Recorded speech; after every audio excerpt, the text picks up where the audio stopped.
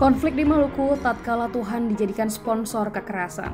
Konflik kekerasan kembali mencederai tanah Maluku. Pekan lalu di Seram Utara, Maluku Tengah, bentrokan pecah antara masyarakat Sawai yang mayoritas Muslim dan warga rumah Olat yang berpenduduk Kristen. Insiden bermula dari perkelahian remaja, namun yang cepat berubah jadi kekerasan massal yang memakan korban. Anggota Polsek Wahai dilaporkan tewas, sementara 3 warga Sawai mengalami luka ditembak senapan angin. Akun medsos anonim milik simpatisan ekstremis menyebut peristiwa itu sebagai perang agama dan menyebarluaskan informasi keliru tentang pembantaian umat Islam oleh kelompok Kristen radikal di Suli Ambon. Tanpa verifikasi, informasi itu dikemas secara dramatis, disertai klaim pengiriman bantuan milisi untuk membela umat Muslim yang dizolimi. Gaya retorikanya mirip laskar jihad di masa lalu. Di balik letupan kembali konflik di Maluku, terselip satu pola lama yang terus berulang, eksploitasi agama sebagai tameng ekstremisme. Bentrok antar warga di Seram Utara awal April ini merupakan contoh real transformasi kenakalan remaja menjadi masalah sektarian. Dari pertikaian antar warga, ia disulap jadi narasi umat Islam diserang Kristen radikal.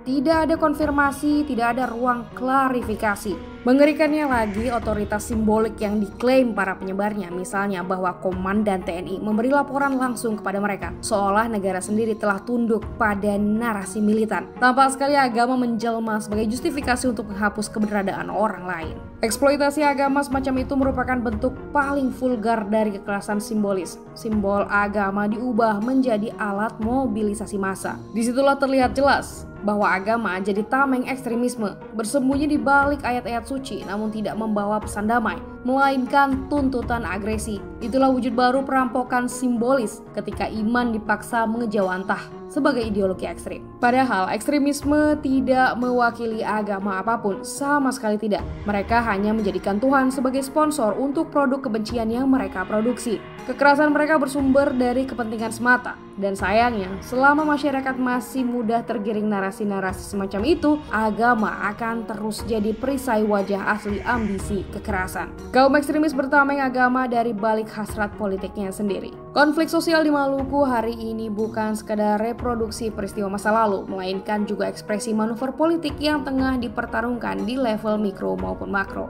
Maluku pernah menjadi ladang basah konflik sektarian, artinya semua pihak perlu waspada. Luka sosial yang belum benar-benar sembuh membuat wilayah tersebut rentan dijadikan etalase kelompok ekstremis dan oportunis politik. Mereka bisa datang dari luar daerah membawa agenda ideologis yang anti kebinekaan dan pulang dengan klaim kemenangan yang destruktif. Kalau mau jujur, yang menjadi korban sesungguhnya adalah agama itu sendiri. Ajaran tentang perdamaian, keadilan, dan solidaritas ditenggelamkan gerumuh orasi dan provokasi yang nirmakna. Yang saat itulah Muslim dan Kristiani perlu penguatan dialog dan persaudaraan lintas iman agar tak dipecah belah segelintir elit yang memperalat keyakinan untuk menaikkan posisi mereka di tangga kekuasaan. Karena itu, berhentilah melihat konflik di Maluku semata-mata sebagai benturan antar agama. Ia adalah manifestasi hasrat politik yang diselubungi ayat suci.